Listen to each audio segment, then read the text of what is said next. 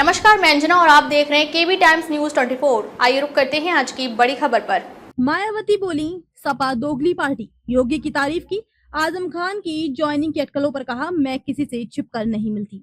Baspa supremo Mayawati ने 9 साल बाद लखनऊ में शक्ति प्रदर्शन किया। वह पुराने तेवर में नजर आई, भतीजे आकाश के साथ मंच पर पहुंची और हाथ हिलाकर समर्थकों का अभिवादन किया। उन्होंने मंच से सीएम योगी की तारीफ और सपा को दोगला बताया। इस पर अखिलेश यादव ने पलटवार किया। एक्स पर लिखा क्योंकि उनकी अंदरूनी साठगांठ जारी है, इसलिए वो जुल्म करने वालों की आभारी हैं। मायावती ने आजम खान के बसपा में शामिल होने की अटकलों पर भी पहली बार जवाब दिया। कहा मैं ऐसे किसी से छिपकर नहीं मिलती, जब भी मिलती हूँ खुले में मिलती हूँ। नगीना सांसद चंद्रशेखर आजाद पर बिना नाम लिए निशाना साधा। कहा ऐसे बेकाऊ लोगों से सावधान रहने की जरूरत है। 1 घंटे के संबोधन में मायावती ने भतीजे आकाश आनंद को तवज्जो दी। उन्होंने संकेतों में ये साफ कर दिया कि वे उनके उत्तराधिकारी होंगे। साथ ही बसपा के 5 सीनियर नेताओं के बेटों का नाम लेकर उनकी तारीफ की। आखिरी बार मायावती ने इतनी बड़ी रैली अक्टूबर 2016 में की थी।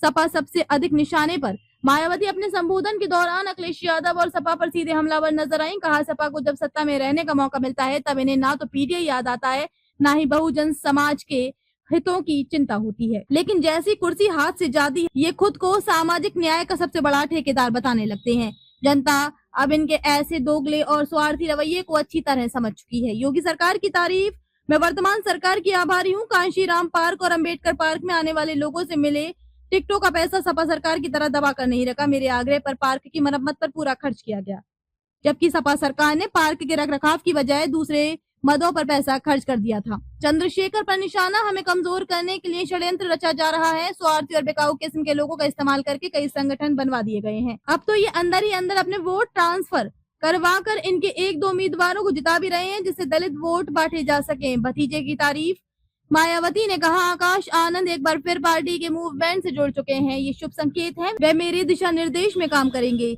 जिस प्रकार काशीराम जी ने मुझे आगे बढ़ाया, उसी तरह मैंने आकाश आनंद को आगे बढ़ाने का निर्णय लिया है। मुझे विश्वास है और आप सभी से अपील है कि आप लोग मेरी तरह आकाश का भी हर हाल में साथ देंगे।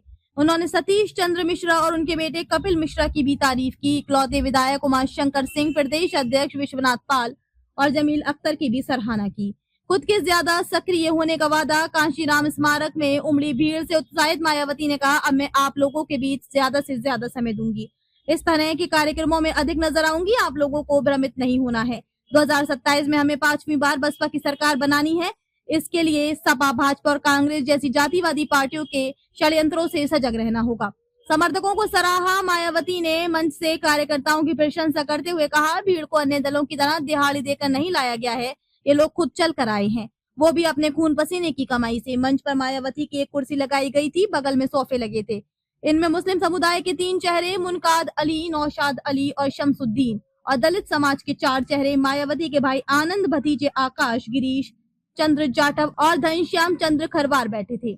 ओबीसी और सामान्य वर्ग से सतीश चंद्र मिश्रा, उमाशंकर सिंह और विश्वनाथ पाल को जगह मिली। ये पहली बार था जब मायावती की किसी रैली में मंच पर दूसरे नेताओं को भी बैठने की जगह दी गई। काशीराम स्मारक में हो रही रैली में बिहार, पंजाब, हरियाणा समेत 5 राज्यों से लाखों समर्थक पहुंचे। इनमें महिलाएं और बच्चे भी शामिल रहे। इसके चलते 10 किलोमीटर क्षेत्र में जाम जैसी स्थिति देखने को मिली। भीड़ का अंदाजा इसी से लगाया जा सकता है कि 1.5 लाख की क्षमता वाला काशीराम स्मारक पूरी तरह भरा हुआ था। इसके अलावा अलग अलग सड़कों पर भी जबरदस्त भीड़ रही। कार्यक्रम के समापन के बाद भी समर्थक लगातार पहुंचते रहे। भीड़ को नियंत्रित करने के लिए पूरे शहर में 5000 जवान तैनात किए गए थे। इसके अलावा बसपा के 2000 से ज्यादा वॉलंटियर भी लगाए गए थे। बसपा 2012 में यूपी की सत्ता से बाहर हुई थी। इसके बाद से पार्टी का ग्राफ लगातार गिरता गया। 2022 के चुनाव में सिर्फ एक विधानसभा सीट जीत पाई। वहीं 2024 के लोकसभा चुनाव में बसपा का खाता नहीं खुला। राजनीतिक जानकार कहते हैं अर्श से फर्श का सफर तय करने वाली बसपा को इस कार्यक्रम से बड़ी संजीवनी मिल सकती है। अब तक के लिए बस इतना ही, फिर मिलते हैं एक ऐसे ही बड़ी खबर के साथ। तब तक के लिए नमस्कार और देखते रहिए केबी टाइम्स न्यूज 24। अगर आपको ये वीडियो पसंद आई हो तो इसे लाइक करें व शेयर करें। ऐसे लेटेस्ट अपडेट पाने के लिए बेल आइकन को प्रेस करना ना भूलें। अगर आप हमें फेसबुक या फिर इंस्टा के माध्यम से देख रहे हैं तो हमारे पेज को फॉलो जरूर करें। धन्यवाद।